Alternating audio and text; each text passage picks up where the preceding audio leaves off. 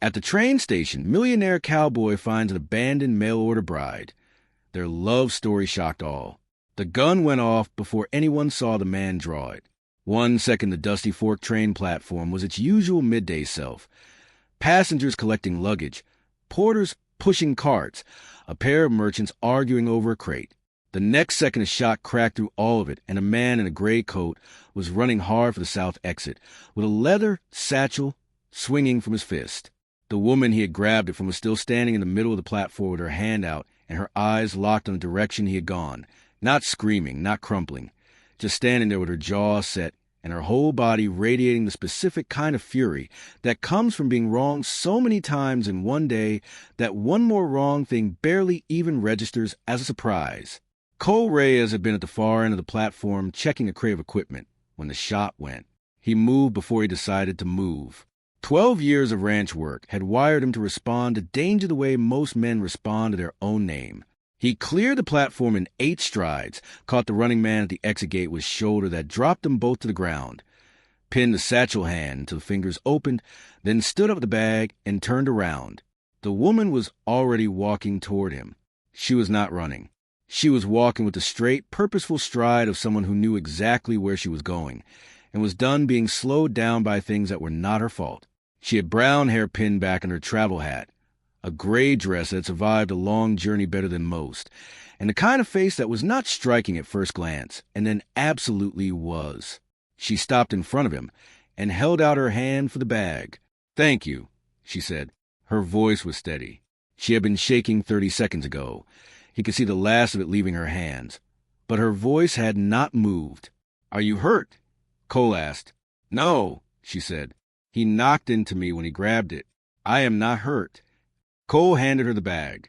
A station officer was jogging toward them from the north end of the platform, and 2 other men were picking themselves up near the exit, where the thief had gone down. Cole had 4 seconds before the situation became complicated in the administrative sense. So he asked the question quickly. "Is someone meeting you here?" Something passed across her face that was not quite pain and not quite anger, but contained something of both. "He was supposed to be," she said. "A man named Doyle Finch. He sent a wire 3 days ago saying he would be at the East Gate. He is not there. I have been waiting 40 minutes. The station officer arrived then, and Cole dealt with the immediate situation efficiently. Gave his name, described what had happened in plain language, declined to make a formal statement beyond what was necessary, and moved himself and the woman to the side of the platform while the officer took the thief's details from 2 witnesses who had seen the whole thing. "My name is Cole Reyes," he said. "Elena Vasquez," she said. "I came from Charleston. I have been traveling for 4 days." Cole knew Doyle Finch. The whole territory knew Doyle Finch, or knew of him, which was not the same thing but amounted to similar results. Finch was a man who had inherited a parcel of land and a decent herd, and had spent 3 years finding creative ways to lose both. He had borrowed money from 4 different sources in the last 18 months, and was currently considered, by everyone who had dealt with him, to be the kind of man who made promises with great confidence and delivered on almost none of them. Cole had turned down a business proposal from him in the spring, and had not regretted it once. He did not say all of this. He said, "I know who Finch is. When did you last hear from him directly?" Elena reached into the satchel, now recovered, and produced a folded letter. She held it out without making him ask for it. He read it. It was a month old, written in the confident, expansive style of a man who believed his own performance. It described the ranch, the land, the future. It mentioned a meeting at the east gate of Dusty Fork Station with her name written in large letters on a board, so she could find him easily. It was a letter of a man planning a future he had no real capacity to build. "Have you sent a wire to his ranch?" Cole asked. "I sent one from the last stop before Dusty Fork," she said. No reply. Cole folded the letter and handed it back. Then he stood there for a moment doing what he did when a situation required thought, which was stand completely still and let the pieces of it settle into order.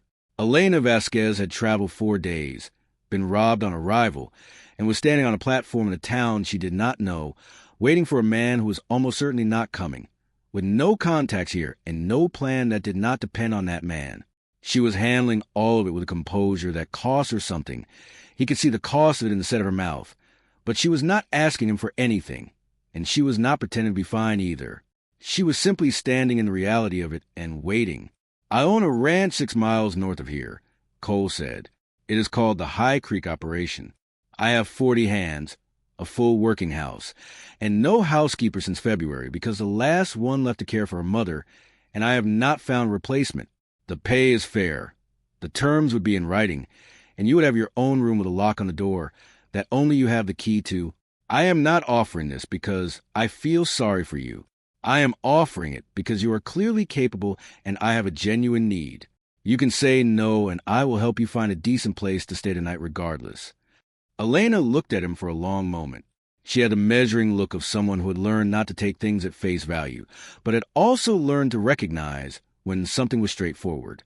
"Why would you put a lock on the door," she said, "when you could simply not mention it?" "Because the fact of it matters more than whether I mention it," he said. "And because you have had a difficult enough day that you should not have to wonder about it." She was quiet for another moment. Then she said, "I want the terms in writing before we leave this platform, and I want a copy I keep myself." "I have paper in my coat," Cole said. He wrote the agreement on the flat top of a luggage cart, with a porter watching them with great interest. Fair wage, private room, her key to her own lock. 30 days notice required on either side, no obligation beyond the specified work. He signed it, and she read every line before signing her own name beneath his. The ink was barely dry when the station clock struck the half hour. They left Dusty Fork together, and by the time they cleared the town limits, Elena had already asked him 6 practical questions about the ranch: its water supply, what stores were kept on hand, how often the supply wagon ran, and whether the stove in the kitchen was wood or coal. Cole answered each one directly, and found that he did not mind the questions at all. The High Creek operation was larger than most people expected when they first saw it. It sat in a wide valley with good grass and a creek that had never gone dry in 30 years, and the main house was solid and well built, the kind of structure put up by someone who intended to stay and had built accordingly. Cole's grandfather had laid the first stones. Cole had added the east wing and replaced the roof twice. His foreman, a steady man named Marco Salinas, met them in the yard with his hat in his hand and an expression that asked nothing but observed everything. Cole introduced Elena without fanfare and told Marco to show her the kitchen and the supply room. Marco nodded once and led her inside, and within 4 minutes Cole could hear Elena asking sharp questions about the pantry inventory in a tone that made clear she was already working. Marco came back out alone 10 minutes later and stood next to Cole by the fence. "She reorganized the spice shelf while I was still explaining where things were," he said. "Good," Cole said, and went to see about the horses. The first 2 weeks were straightforward and productive. Elena ran the house with quiet efficiency and an organizational rigor that the ranch hands noted with impressed respect. She fixed things that had been broken for months without being asked.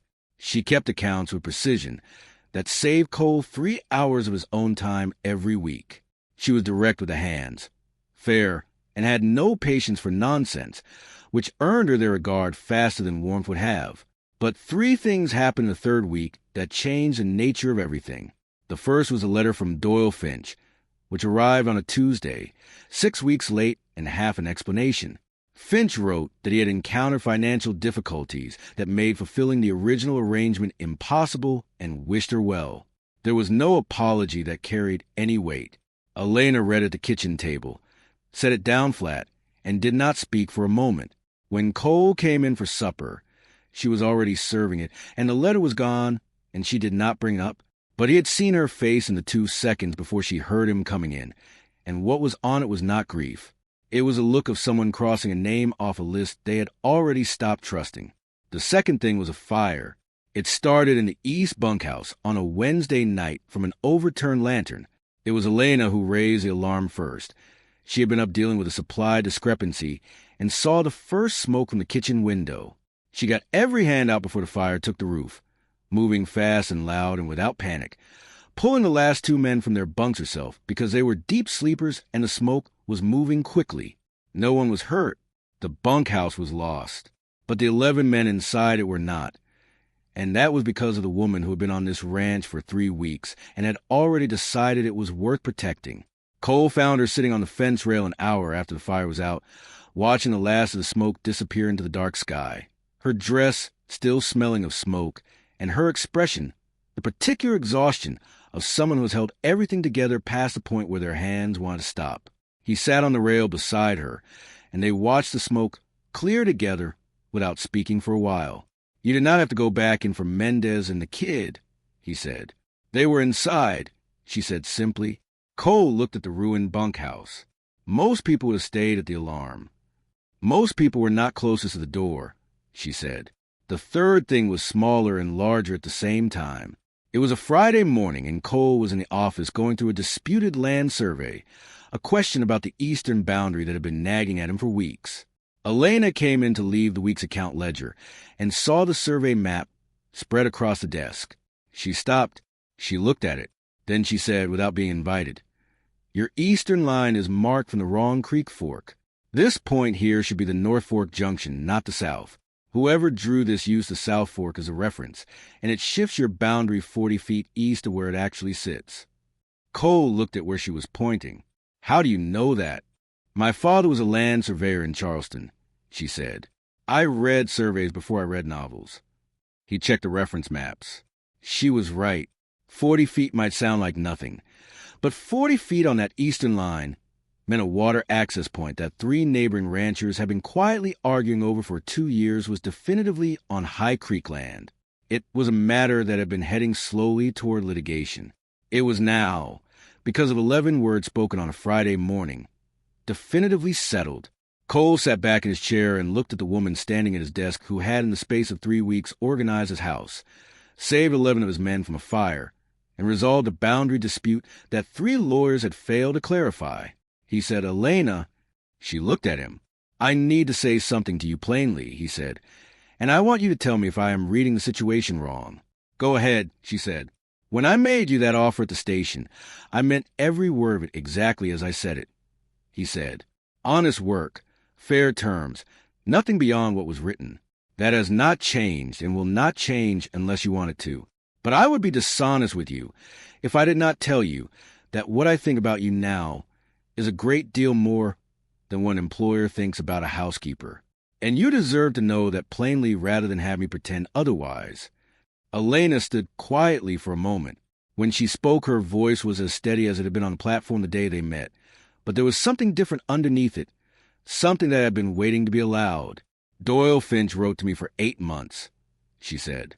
Long letters, impressive letters. He described a future with a great deal of confidence. I came 4 days across the country for those letters and found an empty gate." She paused. "You wrote 12 lines on a luggage cart, and every line was true. I think I have had enough of impressive. I think I would rather have true." Cole crossed the room. She did not step back. When he took her hand, she let him, and they stood there in the office with the survey maps on the desk and the sound of the ranch going on around them outside, and it was the most settled either of them had felt in longer than they could easily say. They were married the following spring on the High Creek property in front of the whole crew, Marco Salinas standing beside Cole, and a wildflower arrangement that Elena's hands had made from what the valley offered. Gabriel Ruiz, who had been practicing fiddle since January, played at the reception with more heart than skill, and Elena danced with him anyway, which made him the happiest 19-year-old in the territory for the rest of the year. People talked, naturally. Some said she had set her sights on a rich man from the moment she saw him on the platform. Some said he had taken advantage of a woman in a desperate situation.